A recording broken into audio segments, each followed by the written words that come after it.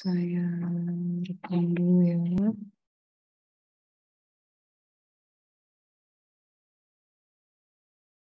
Siap.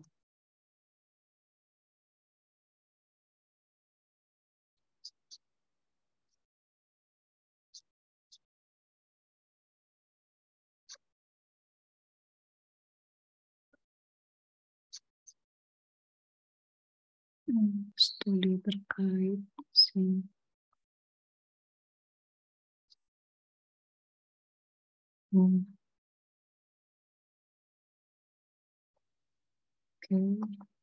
Oke, silakan Abdul Khalik ke toilet.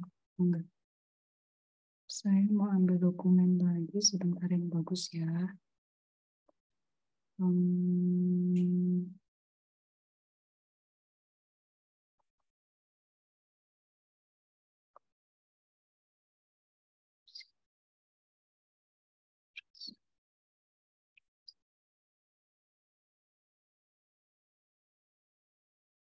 Yang terbaru.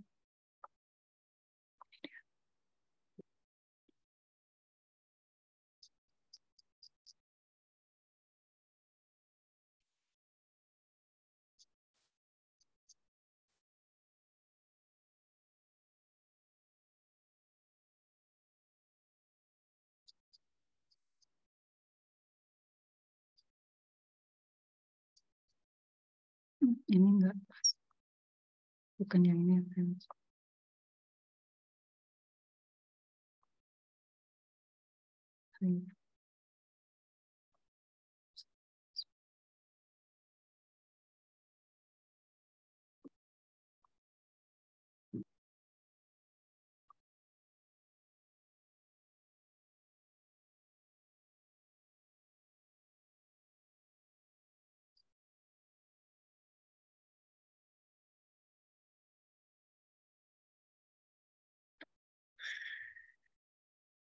Ini enggak bagus.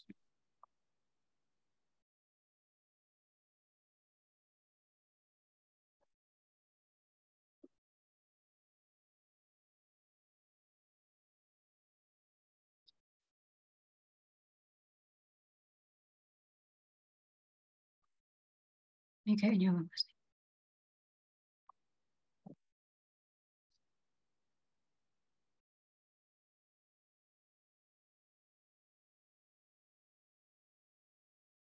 Lumayan, ya, lumayan.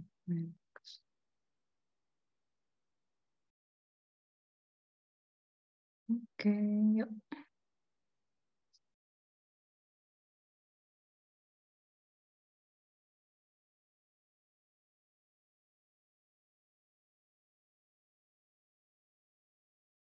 Sudah siap untuk kuliah semua hari ini? Cek dulu ya. Abdul Khalik masih di toilet atau udah balik ke posisi? Saya cek satu-satu. Aksol Alif ada? Enggak ada. Bagus Wicaksono? Hadir, Bu. Cara Maria Emmanuel? Hadir, Bu. Dava? Hafid Ahmad?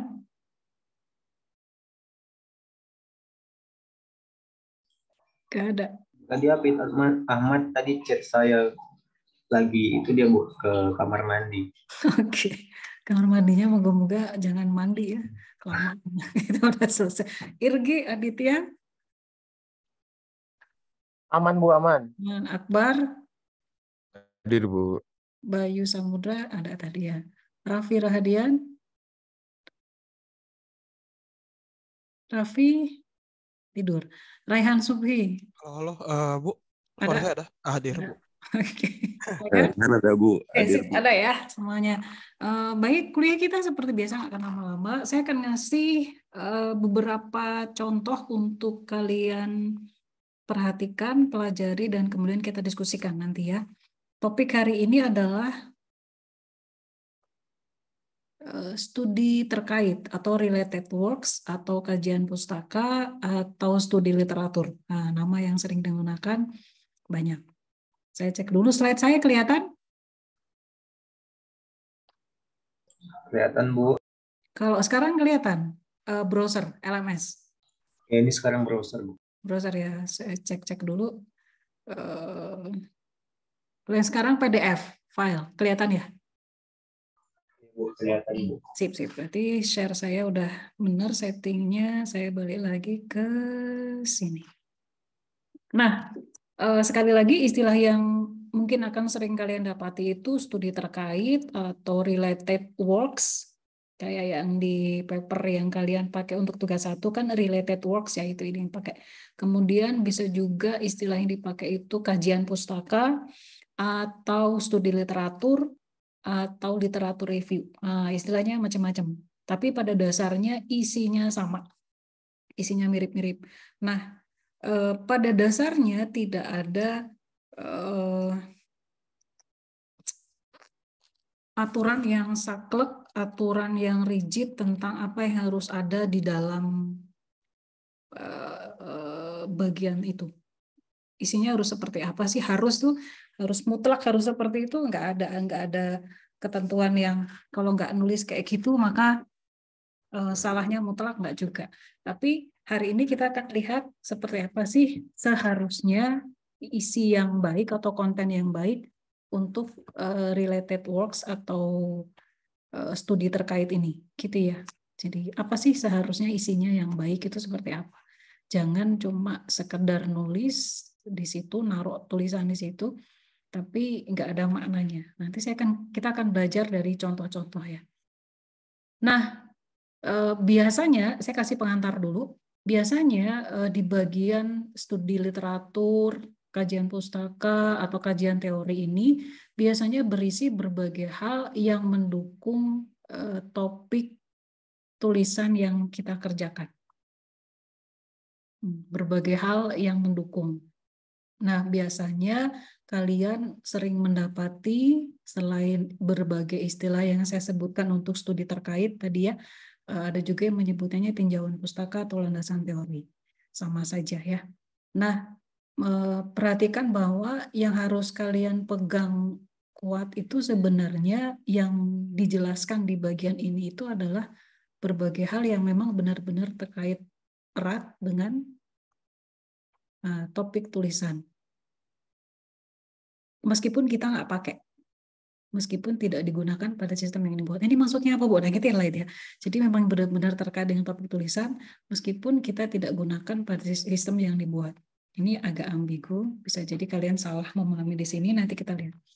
Nah, biasanya letak dari penulisan studi terkait ini itu setelah bagian pendahuluan.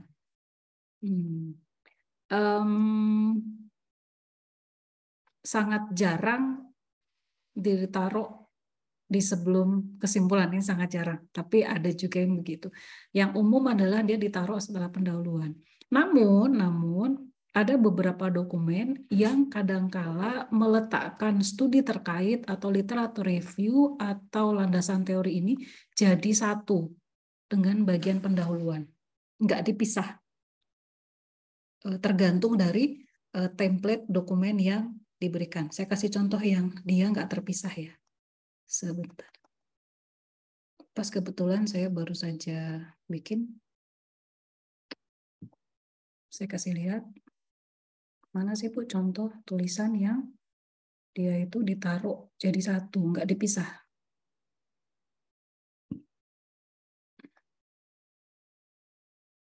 Ini dia.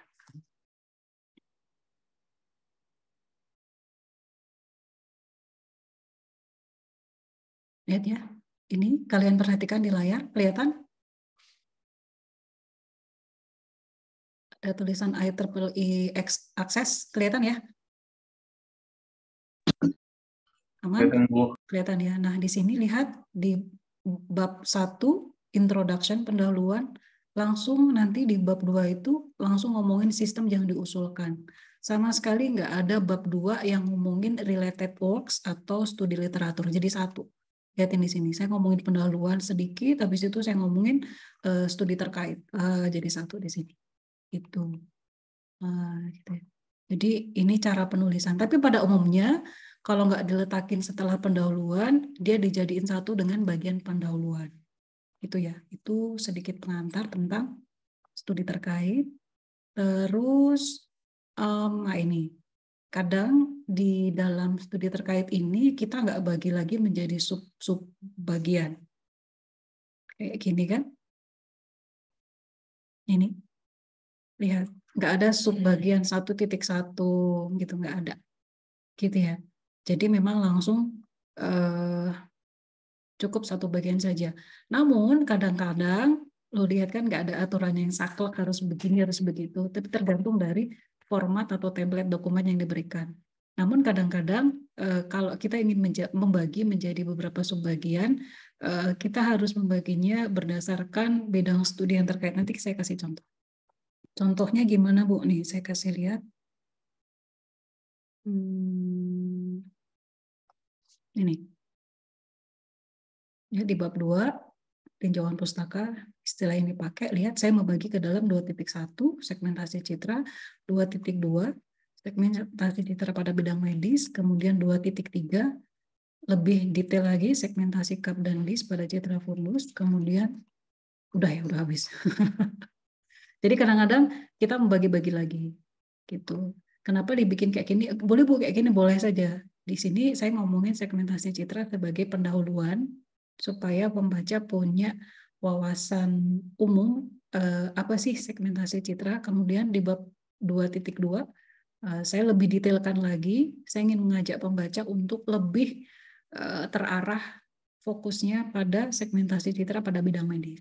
Lalu di subbab 2.3, nah saya ingin mengarahkan pembaca supaya lebih terarah lagi ke topik yang dibicarakan, yang dibahas di dalam dokumen ini.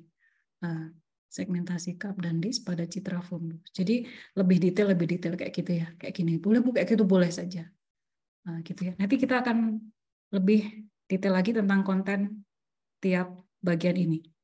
Ini penulisan di bab 2 ini atau studi literatur atau studi terkait ini kadang banyak yang masih salah.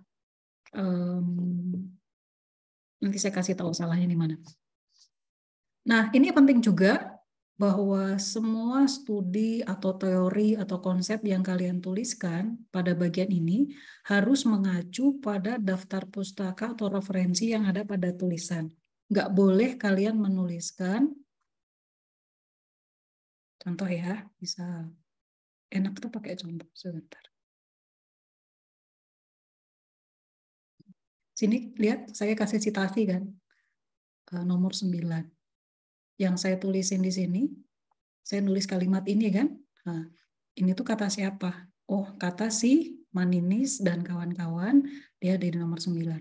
Terus saya juga nulis kayak gini, salah. Ini nomor 10, ini kata siapa? Kata si Zili. Ini semacam saya melakukan abstraksi terhadap isi tulisan si Zili dan kawan-kawan, kemudian saya tuliskan di sini. Gitu. Dokumen PDF saya masih kelihatan ini? Masih Bu. Bisa terlihat jelas nggak tulisannya di layar kalian? Bisa Bu. Jelas ya. Nah, kesalahan yang sering mahasiswa tuliskan adalah pertama dari cara penulisan. Ini salah nih, kalau bahasa Indonesia harusnya dan kawan-kawan. Saya waktu itu lupa, nggak ganti. Oh ini harusnya pakai dan kawan-kawan. DKK. Kesalahan pertama mahasiswa adalah ini.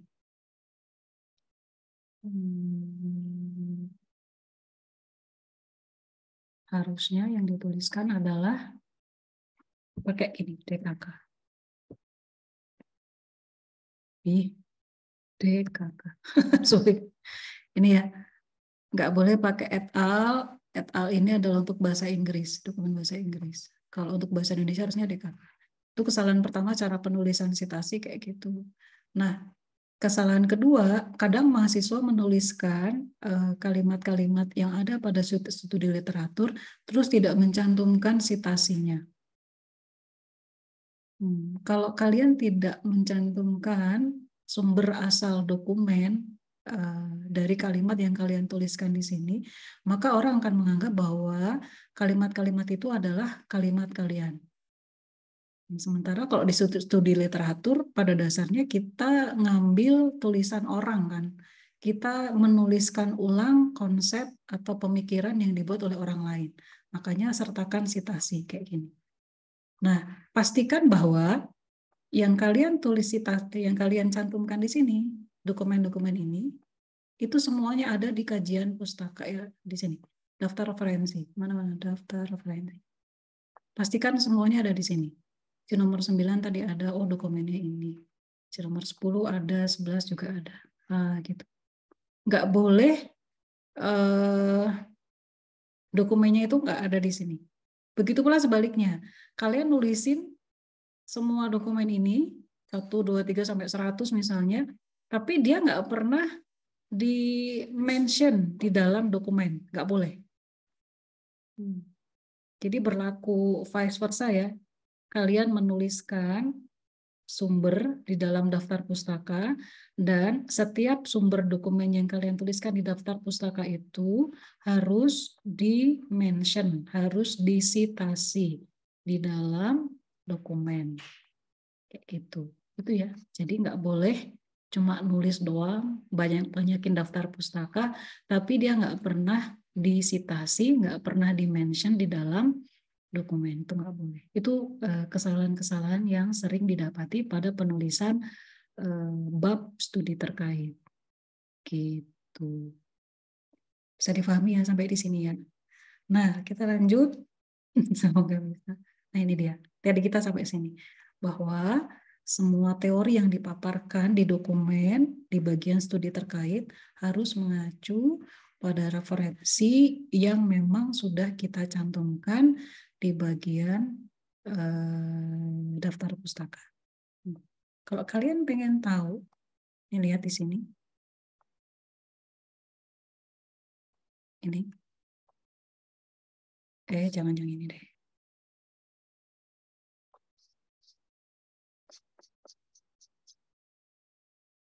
Menuliskan ini itu tidak manual ya.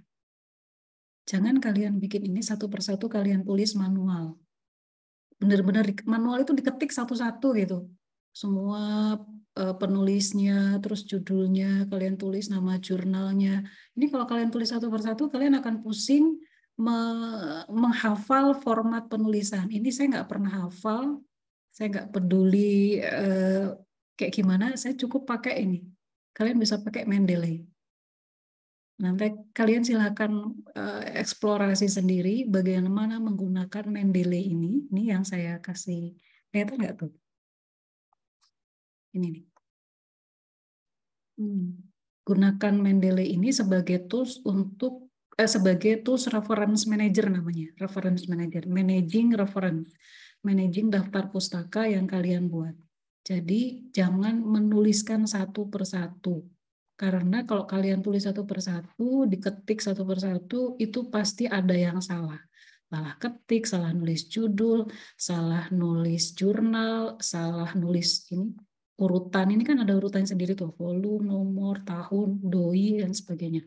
Itu jangan kalian tulis, tapi gunakan tools ini. Salah satunya. Silakan browsing ya, silakan eksplorasi. Wajib nggak Bu? Ini akan sangat membantu kalian. Itu.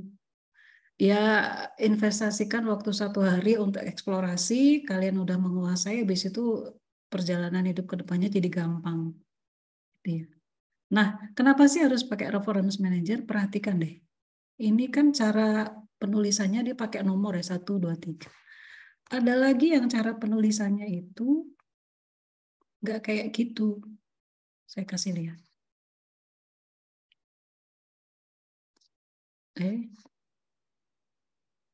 Ada dokumen yang menuliskannya nggak pakai nomor. Oh, ini masih pakai nomor. Ada yang menuliskannya nggak pakai nomor. Saya kasih lihat ya, kasih contoh supaya kalian kebayang. Manuskrip dan ini. Nah, ini dia.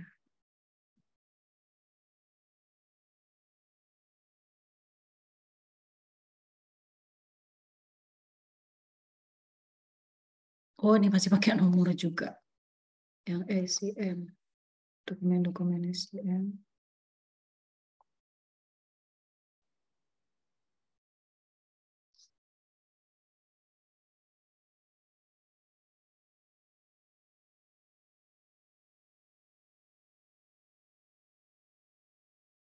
Dia pakai nomor, lihat ini.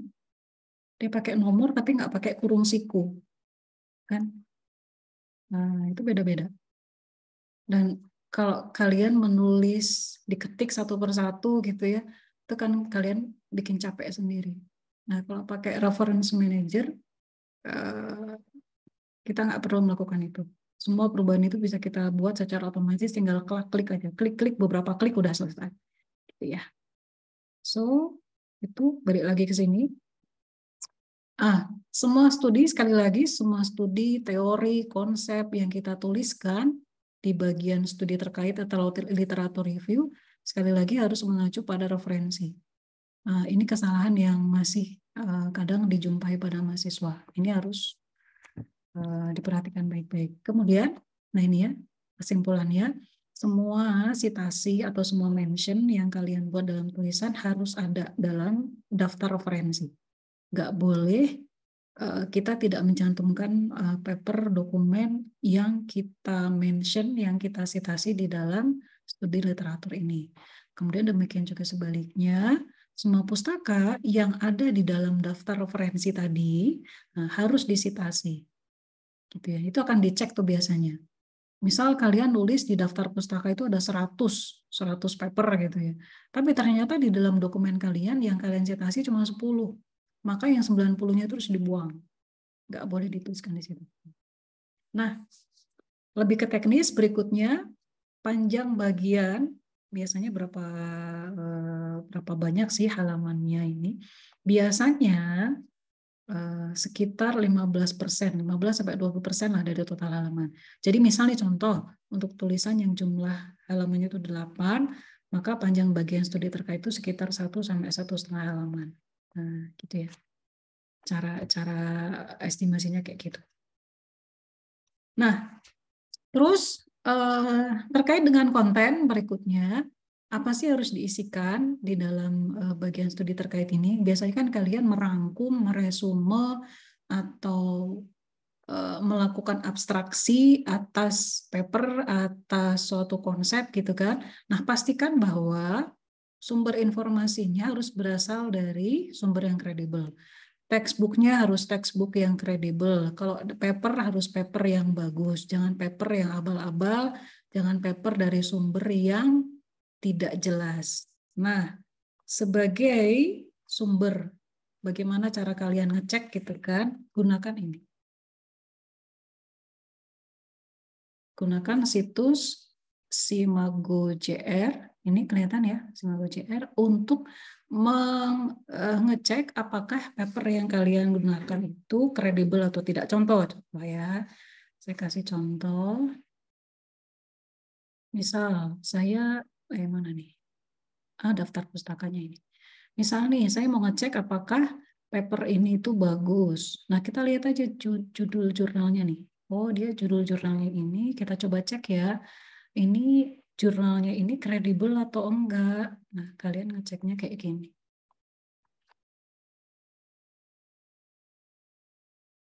Nah, kita lihat langsung aja. Kalau ada di Simago.jr, lihat H-indeksnya besar, berarti dia kredibel. Oh, apalagi ini dia levelnya Q1, kuartil 1. Artinya dia bagus. Nah, jadi asal si publisher atau jurnal atau conference paper-paper dari situ yang ada di Simago.jr ini, maka dia bagus. Kalau nggak ada, maka jangan gunakan. Misal kalian ambil paper yang ternyata jurnal atau conference-nya itu nggak ada di sini, nggak ada di Simago.jr, mendingan nggak usah dipakai. Masih ada mahasiswa kan kadang nggak tahu ya. Mereka asal baca paper, kayaknya papernya mudah difahami, terus digunakan dalam TA. Nah itu, kalian dikasih tahu ini, nah jangan lakukan itu. Kalau misalnya papernya nggak kredibel, nggak ada di sini, nggak ada di Simago.jr, maka jangan dipakai. Gitu. Ada pertanyaan? Kenapa nggak boleh dipakai? Pengen tahu nggak kenapa nggak boleh dipakai? Atau kalian udah ada yang sempat tergelitik pengen nanya, kenapa sih nggak boleh dipakai? Gitu? Ngajar. Di dalam nggak ada listrik, Bu. Ini sendirian di bawah. Gitu ya. Kenapa sih kita nggak boleh menggunakan sumber paper atau sumber tulisan dari jurnal yang tidak kredibel? Kalau kalian pengen tahu, kayak gini misalnya, kita lihat webnya ya. Contoh ini satu, kita masuk ke web. Misalnya tulisan yang ada di sini itu sudah melalui proses review yang ketat. Tulisannya, formatnya, kayak gini kan. Jadi nggak sembarang tulisan bisa masuk ke sini. Nah, jadi kalau kita memastikan bahwa tulisan yang kita pakai dalam TA kita itu adalah tulisan yang bagus. Nah, tadi ngeceknya pakai di sini ya. Cek di Simago JR dia ada atau enggak. Nah, kalau papernya ada di situ berarti kredibel. Terus paper-paper yang bisa masuk ke dalam jurnal ini itu sudah melalui sekian banyak proses review. Jadi sudah dipastikan tulisannya itu bagus. Gitu ya. Jadi habis materi ini jangan sampai dosen pembimbing kalian mendapati kalian menggunakan paper-paper dari sumber yang tidak baik, gitu, yang tidak kredibel. Itu ya, bisa dipahami sampai sini? Ada pertanyaan?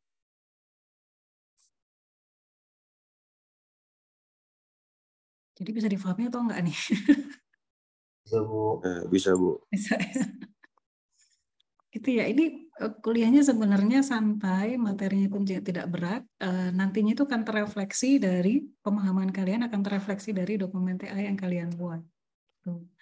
Sebenarnya ngerti nggak sih, paham bener nggak sih atas materi dari tata tulis. Lanjut ya, ini baru pengantar dulu. Nah, tadi untuk melihat apakah sumber kredibel atau tidak bisa dikonsultasikan dengan pembimbing. Atau tadi pakai sumber web Simago JR yang saya kasih lihat ya di situ. Kalau ada di situ berarti sumbernya kredibel. Gitu. Nah, pustaka biasanya dari jurnal konferensi yang mempunyai reputasi yang bagus. Nah, reputasi yang bagus itu tahu dari mana? Tadi dari web Simago JR. Kalau dia ada di situ berarti reputasinya bagus. Tidak semua yang ada di Google Scholar itu kredibel ya, harus hati-hati. Harus dilihat lagi. Karena Google Scholar itu kan tidak melakukan proses review. Dia cuma indexing saja. Terus, nah ini, hati-hati hindari menggunakan sumber yang tidak direview dengan ketat. Misalnya sumber dari Wikipedia, blog, ataupun materi kuliah. Kalau kalian pakai sumber di sini hanya untuk sekedar kalian belajar, misal kalian belum kenal topik itu sama sekali sebelumnya, tentang kriptografi, misalnya kalian pengen tahu, biasanya kalian pakai sumber dari blog itu kan. Untuk konsumsi pribadi kalian sendiri nggak apa-apa, tapi tidak untuk dicantumkan dalam dokumen TA. Gitu ya. Jadi boleh untuk konsumsi pribadi, tapi tidak untuk dicantumkan dalam daftar pustaka. Kalian kalau mau mencantumkan di daftar pustaka, cari dokumen yang kredibel. Terus, nih, sebaiknya tidak menggunakan TA mahasiswa. Sebaiknya jangan. Tapi gunakan memang sumber-sumber yang sudah publish. Contoh ya, saya kasih lihat. Maksudnya gimana, Bu? Jangan pakai sumber TA mahasiswa.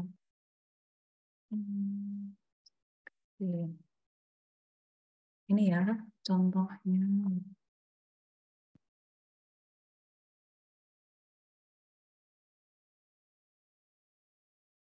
Saya lanjut dulu. TA kalian itu kan beberapa ada yang ditaruh di Google Scholar. Misalnya ini akun Google Scholar saya. Contoh ini. Ini kan TA kalian kan yang ini. TA mahasiswa itu akan dipublikasi akan terindeks di Google Scholar. Contohnya ini. Kalau saya pribadi menyarankan nggak usah mensitasi produk TA seperti itu. Tapi citasilah, kalau mau mensitasi produk TA, citasilah produk TA yang memang sudah dipublikasikan di jurnal atau proceeding kayak gini. Ini adalah sebenarnya hasil TA, tapi sudah dipublikasikan di proceeding. Nah ini kan, International Conference on Something, International Conference on Something, atau ini juga, nah ini, dia produk TA mahasiswa, tapi sudah dipublikasikan di suatu jurnal. Nah kayak gini tuh. Itu ya. Jadi ini juga sudah dipublikasikan di jurnal. Ini TA mahasiswa juga tuh. Tapi kalau yang ini TA, cuma dia nggak dipublikasikan di jurnal atau proceeding. Ini punya value ini. Kalau saya pribadi tidak menyarankan yang kayak gini yang saya highlight untuk digunakan sebagai sumber pustaka, daftar pustaka kalian di TA, gitu ya. Jangan dipakai. Ini juga sebaiknya jangan. Tapi gunakan yang sudah dipublikasikan di jurnal atau proceeding. Contohnya mana, Bu? Banyak nih. Ini dia sudah dilihatin nama jurnalnya, nama konferensinya, lihatin aja. Gitu ya. Gitu ya. Itu sebaiknya begitu. Karena untuk bisa ditaruh di proceeding atau jurnal ini, mereka sudah melalui review yang ketat. Baik dari sisi tata tulis, template-nya, tata tulisnya ya, sama kontennya. Itu sudah direview oleh lebih dari satu reviewer. Gitu. Gitu ya. Nah, balik lagi ke sini. Gunakan beberapa sumber pustaka untuk pembahasan subbab yang terkait dengan topik inti. Nah, ini maksudnya gimana, Bu? Saya kasih lihat.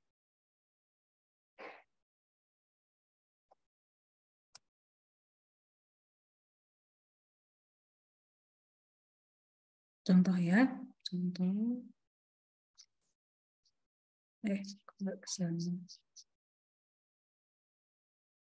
Kalian perhatikan contoh berikut. Yuk. Ini adalah bab 2. Melihat bagaimana, ini salah satu contoh. Tadi saya di awal sempat mengatakan sebenarnya apa sih yang harus ada? Tidak ada aturan yang saklek atau rigid. Ini salah, itu betul gitu Pak. Yang ada adalah sebaiknya berisi ABC gitu. Seharusnya berisi ABC. Nah ini contohnya.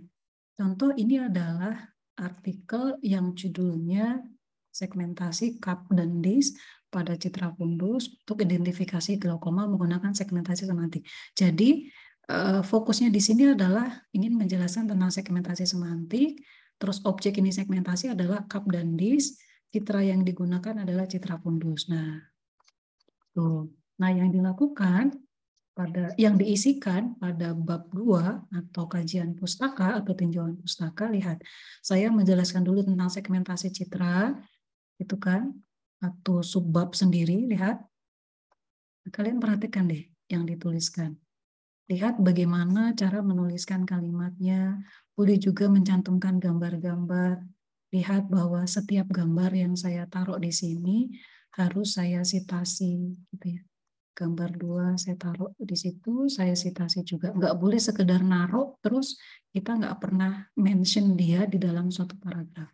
Lihat, di paragraf pertama saya ngomongin tentang segmentasi citra. Terus kalau saya meresumekan atau merekap omongan orang, tulisan orang dari suatu paper, saya sebutkan, saya citasi di sini. Ini ngomongin definisi dari segmentasi. Terus ini masih ngomongin definisi, tapi saya cerita bahwa segmentasi itu dapat dibagi menjadi 2 bagian.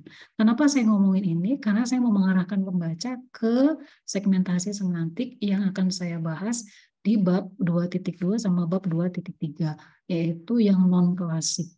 Nah, kayak gitu. Jadi lihat alurnya, alur tulisannya tuh. Nah, terus saya ngomongin lagi, pendekatan non-klasik itu apa aja, misalnya. Nah, contohnya bla bla bla di sini.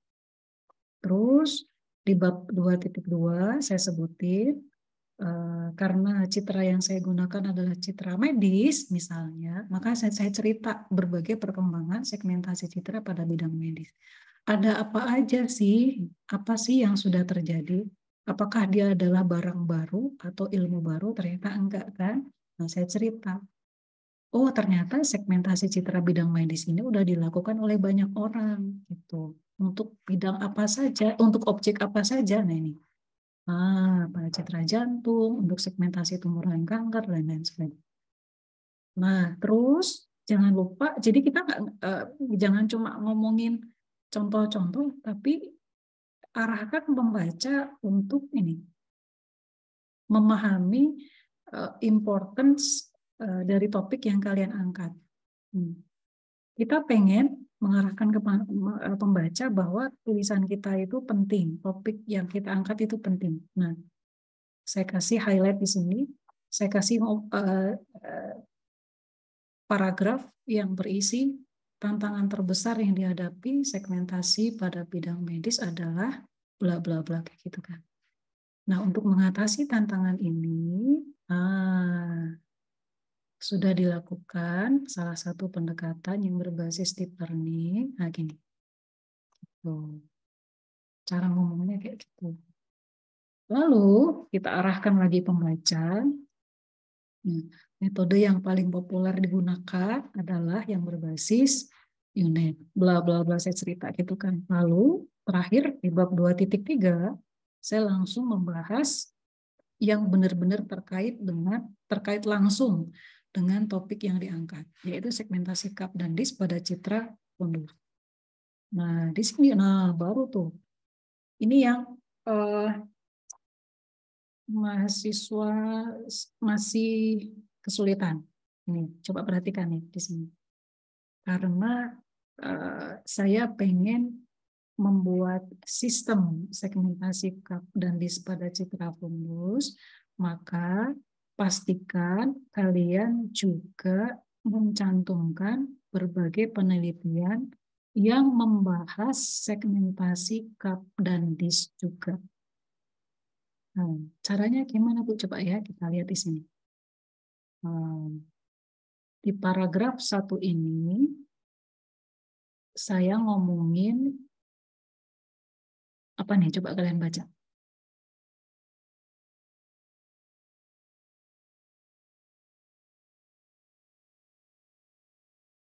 Bingung kan? Nggak ngerti. Oh, ini ada typo di sini. Nah, ini di paragraf 1 ini dan paragraf 1, 2, 3, saya kasih nomornya 3. Nah, di 3 paragraf tersebut saya cantumkan, saya buat resume, saya buat abstraksi berbagai penelitian dari paper yang melakukan segmentasi optik disk dan cup dengan berbagai metode. Ya, di sini saya ngomongin si Maninis menggunakan metode ini untuk melakukan segmentasi OD. OD itu optik disk. Optik disk ini ya. Terus si Zili menggunakan metode bla bla bla untuk mensegmentasi OD juga. Terus berikutnya di paragraf 2 saya sebutin pendekatan lain menggunakan pendekatan berbasis threshold. Ini beda sama yang di paragraf 1. Kalau di paragraf 1 saya ngomongin pendekatan berbasis fully convolutional neural network. Kalau di bab 2 ini, di paragraf 2, saya pengen menceritakan beberapa penelitian yang mensegmentasi optik disk, tapi dia berbasis threshold. Pendekatannya berbeda. Siapa saja yang melakukan ini? Si nomor 11, siapa tuh namanya, Dasbozov. Terus yang nomor 24, bukan. Nomor 11 sampai 15.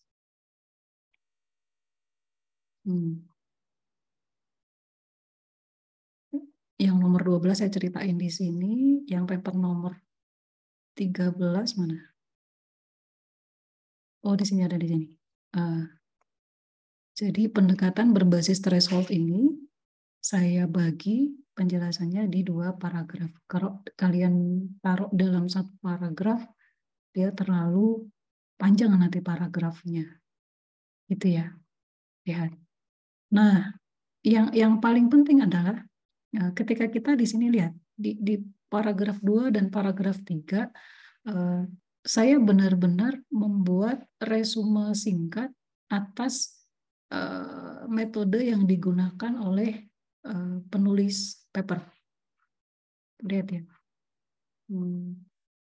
Saya tulisin tuh resume singkat. Lihat. Ini bisa kalian tuliskan dalam ya oke lah maksimum 3 kalimat. 1-2 kalimat kalau kalian bisa menuliskannya bagus. Kalau enggak 3 kalimat.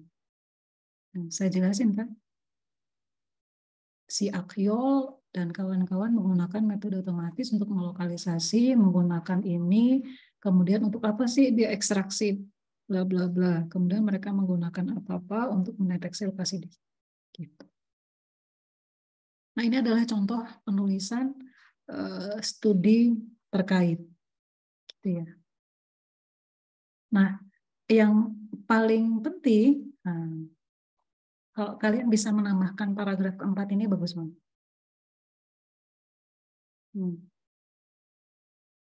Kalau kalian bisa menambahkan bagian ini, maksudnya di bagian ini apa sih, Bu? Nah, ini biasanya berisi rangkuman kelemahan dari berbagai metode yang disebutkan di atas. Terus kalian berusaha menceritakan, menunjukkan pendekatan yang kalian usulkan untuk mengatasi kelemahan tadi. Di sini itu diceritakan di paragraf ini. Saya ulang lagi. Jadi pada dasarnya di paragraf terakhir, ini paragraf terakhir kan, kalian ingin menceritakan usulan metode yang akan kalian gunakan untuk mengatasi masalah, tapi sebutkan juga apakah metode yang kalian sebutkan tadi, yang kalian gunakan tadi, dapat digunakan untuk mengatasi kelemahan dari berbagai metode yang kalian sebutkan pada paragraf sebelumnya. Gitu. Gitu ya. Nah, kebetulan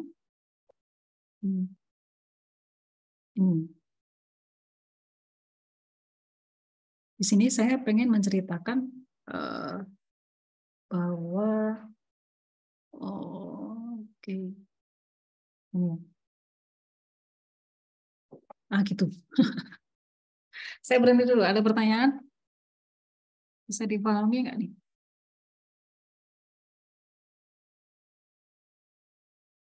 Contoh lain ya, saya kasih contoh lain. Gaya lain dari mahasiswa. Contoh ini. Ini TA, contoh TA. Nah, di subbab 2.1, nah kalian perhatikan.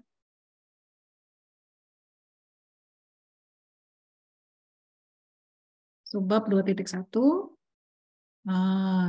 di sini cerita tentang klasifikasi gender. Topik dari TA ini adalah klasifikasi gender berdasarkan citra wajah. Nah, di subbab 2.1, penulis menuliskan berbagai penelitian yang melakukan klasifikasi gender. Lihatin tuh. Dengan berbagai metode. Tulisin. Kalau kalian bisa elaborasi lebih panjang, boleh. Ini masih elaborasinya terlalu singkat. Lalu di paragraf terakhir, penulis menceritakan metode yang dia akan gunakan di TA. Terus dia jelaskan kelebihannya. Gitu. Jadi di sini lebih sederhana ya. Dia tuliskan berbagai metode atau pendekatan yang sudah pernah digunakan untuk menyelesaikan problem klasifikasi gender, gitu kan. Kemudian disebutkan dulu metodenya apa, datasetnya apa, terus kinerjanya seperti apa, gitu kan. Akan lebih bagus lagi kalau kalian bisa menyebutkan kelemahannya apa, gitu. Limitationnya apa, disadvantage-nya apa. Gitu. Nah terakhir, di sini sebutkan metode yang akan kalian propose, kalian usulkan untuk klasifikasi gender untuk TA ini, misalnya gitu. Gitu ya. Ini cara nulisnya begini. Kalau ini gaya yang dipakai penulis TA ini. Kemudian studi teori lain yang dianggap tidak berkaitan langsung dengan topik boleh juga dituliskan. Lihat ini seperti ini. Dia nulisin tentang citra digital, data augmentation. Nah, kenapa dia ngomongin data augmentation? Karena memang akan dipakai gitu. Memang akan dipakai dalam TA-nya dia. Terus berikutnya atau terakhir dia sebutkan, nah ini dia metode paparan metode yang akan digunakan. Dia pakai transformer. Ini kan. Mana sih pen saya? Dia pakai metode, ini adalah metode yang akan dia gunakan, bla bla bla cerita gitu kan. Terakhir dia lebih fokus ke vision transformer. Jadi transformer ini dia jelasin sebagai pengantar. Berikutnya dia jelasin metode yang akan dia pakai di TA, yaitu vision transformer. Nah, cerita.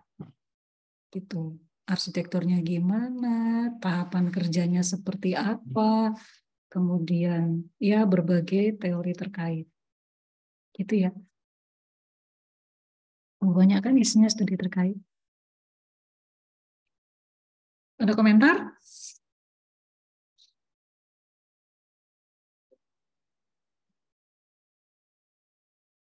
Ada pertanyaan? Siapa yang bingung? Yang bingung boleh ngacung. Bu, saya ingin bertanya, Bu. Yuk.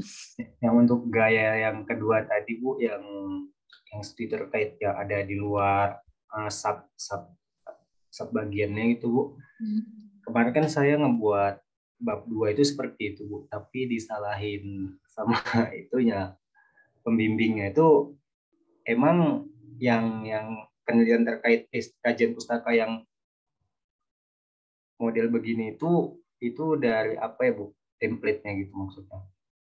Nggak ada template sebenarnya isi daftar pustaka itu. Coba kalau yang ini kan yang maksud kamu ini tidak. saya kemarin buat bab 2-nya seperti ini, Bu. Nah, cuman kata pembimbingnya kayak saya kan membuat sistem rekomendasi. Nah, saya di penelitian terkaitnya itu saya ngejelasin tentang kolaboratif filtering kan, Bu, gitu kan, yang metode yang saya gunain. Nah, kata pembimbing saya ini nggak boleh di luar gitu, ini harus di bagian di dalam sub bagian dari kolaboratif filtering gitu. Oh, I see. Cara penulisannya aja ya. Ya, sebenarnya nggak masalah sih, nggak masalah.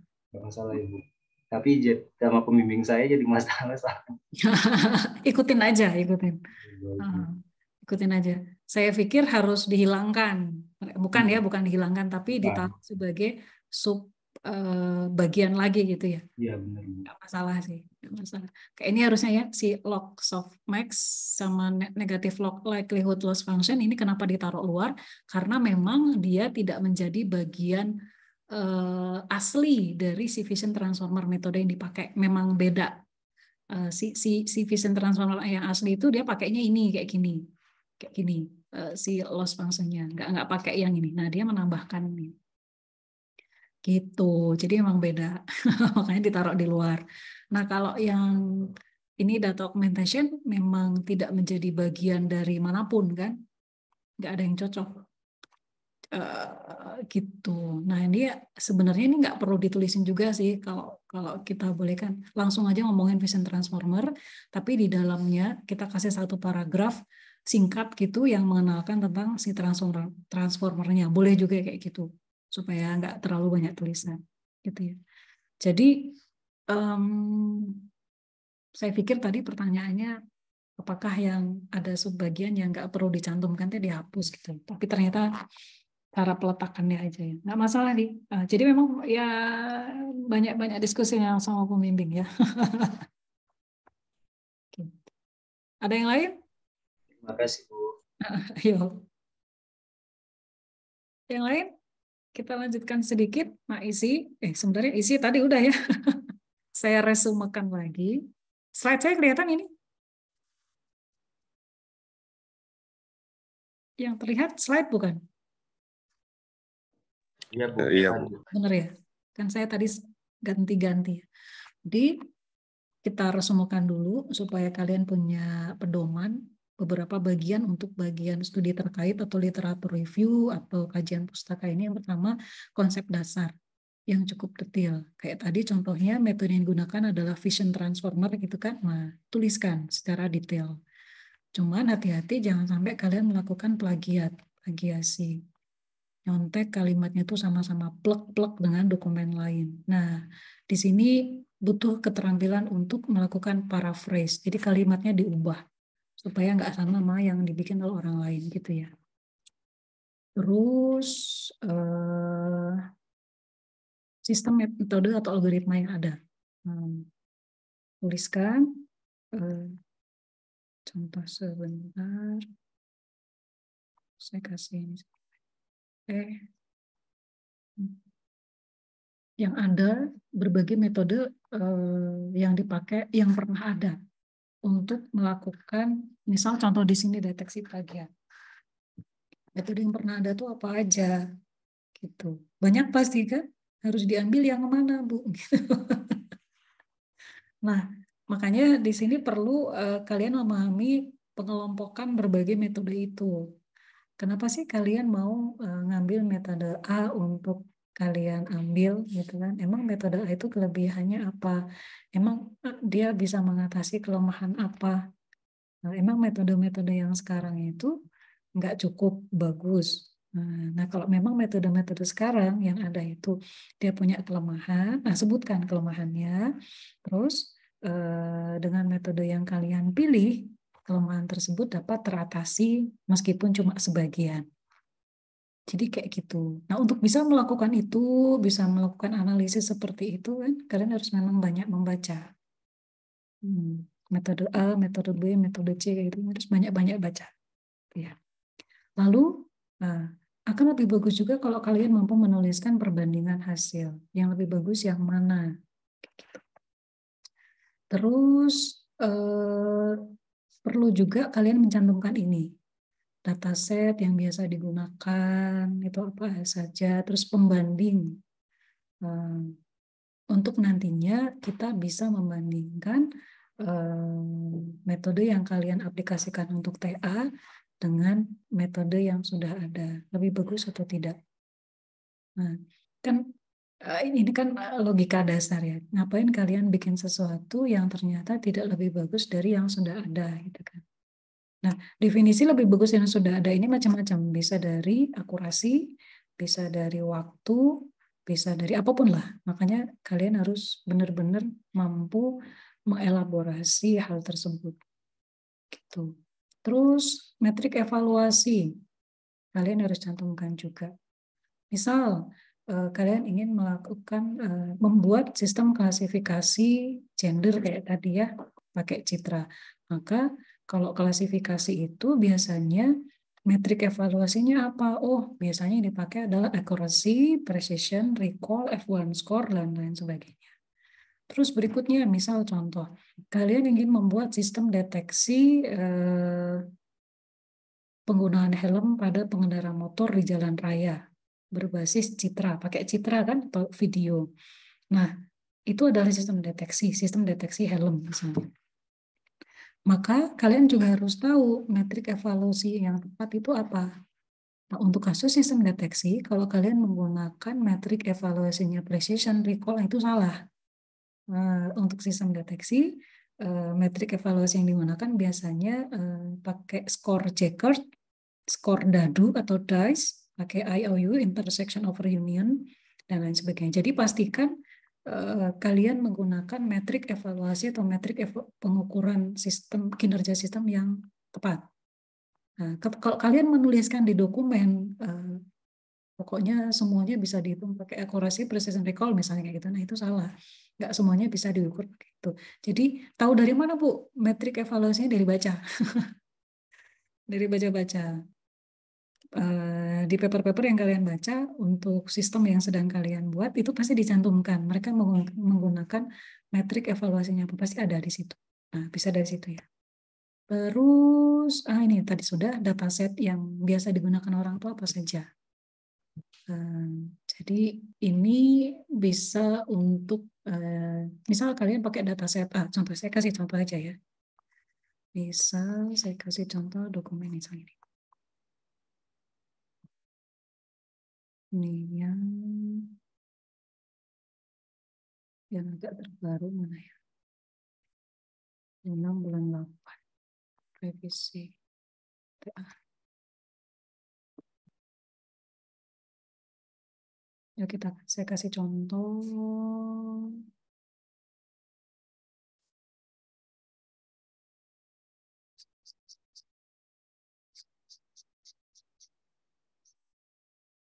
Ini.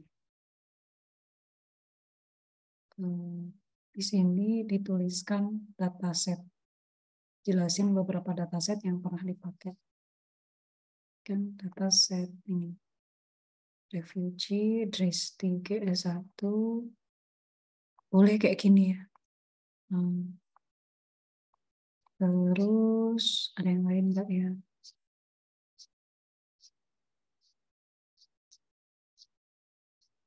Enggak ada. Dia cuma tulisin di atas. Ini sini. Ini boleh.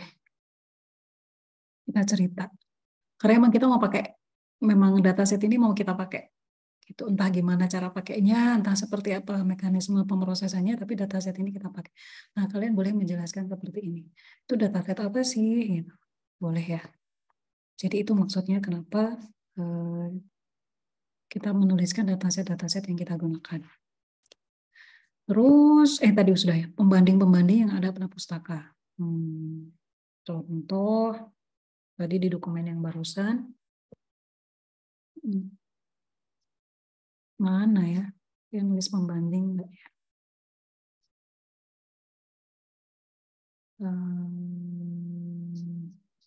Di sini nggak pakai pembanding. Yang pakai pembanding itu yang ini. Tunggu. Saya kasih lihat yang bagus nih.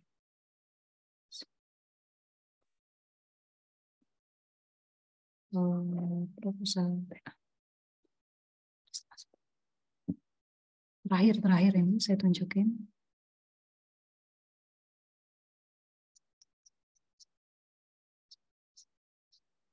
Oh ya, sebaiknya jangan menuliskan dalam bentuk tabel begini ya. Sebaiknya dalam bentuk narasi. Ini masih salah waktu itu. Oke, dalam bentuk paragraf-paragraf saja supaya lebih enak.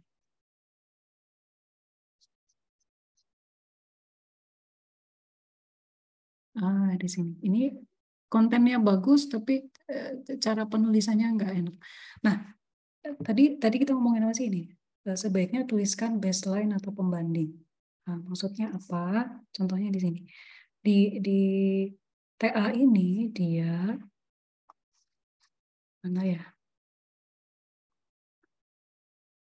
Dia akan mempropos metode baru yang menggabungkan CNN dan ELM, somehow kayak gitu. Nah, dia nanti akan membandingkan apakah metode yang dia gabungkan itu lebih bagus daripada yang existing. Nah, yang existing tuh kayak gimana? Ada banyak kan ini kan, tapi nggak semuanya dibandingkan tentunya. Makanya dia nulisin kayak gini. Wait, mana yang bla bla bla. Mana sih cara dia nulisin? Nah, ini dia. Dia nantinya akan melakukan pembandingan ini. Ini yang saya kasih highlight. Dia akan membandingkan metode yang dia usulkan dengan ResNet. ResNet ini kan. Nah, karena dia akan melakukan pembandingan dengan ResNet, maka kalian juga harus menuliskan si ResNet mana? ResNet, nah ini dia. Tulisin juga, karena si ResNet ini nantinya akan kalian pakai sebagai pembanding. ResNet itu apa? Ceritakan. Gitu. Ini yang dimaksud sebagai kenapa kita perlu menuliskan pembanding. Apalagi ya? Metrik evaluasi udah ya. Contohnya metrik evaluasi. Tulisin di sini. Mana metrik evaluasinya? Oh, dia tulisin di bab 3. Boleh lah. Mau di bab 2, bab 3. Bebas. Kalau di TA disuruhnya di bab 2. Kalau di paper biasanya dia tulisnya di bab 3. Jadi nanti tanya ke pembimbing kalian ditaruhnya di mana. Metrik evaluasi, lihat. Akurasi, precision, recall. Karena ini adalah kasus klasifikasi. Jadi pastikan kalian mencantumkan atau menggunakan metrik evaluasi yang tepat sesuai dengan sistem yang kalian akan bangun. Ya, di sini. Ditulisin. Gitu. Yuk lanjut, apa lagi ya? Nggak usah ini. Habis. So, itu beberapa contoh studi terkait seperti apa isinya. Yang pasti nggak bisa dikerjain dalam satu kali duduk. Kalian berharap bisa satu kali duduk selesai? Enggak. Jadi memang harus dibikin berkali-kali. Ya, nih. Ini. Terus nggak boleh deplagiasi. Jadi sama sekali nggak boleh sekedar kopas atau translate gitu ya. Nah, jadi memang benar-benar harus dituliskan dengan baik. Ini contoh yang bagus. Lihat, kalau kalian dapat dokumen yang rapi gini enak kan? Si formula matematika juga nggak boleh kopas dalam bentuk gambar atau image gitu ya, tapi benar-benar ditulisin. Pakai tools equation di Word. Kalau di Word ada tools equation kan tulisin. Kasih nomor. Nah, kan kalau rapi gini enak lihat. Nah, terus gambar, ada citasi yang baik, dan lain sebagainya. Ada pertanyaan? Bisa dipahami ini? Gampang-gampang susah ya? Gampang-gampang susah. Ya, begitulah.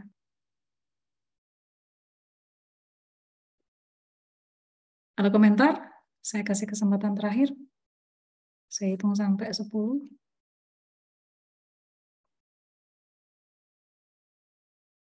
1, 2,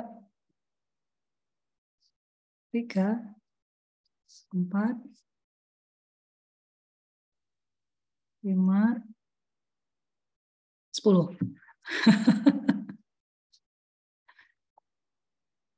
Sip, nggak ada pertanyaan ya. Semoga bisa dipahami dengan baik ke materi kuliah kita hari ini. Sebelum kita tutup, hari Jumat pagi yang nggak bisa ikut kuliah siapa? Saya mau bikin kuliah pengganti hari Jumat pagi. Saya nggak bisa, Bu. Ada mata kuliah SNA, Bu. Irgi aja ya? Yang lain?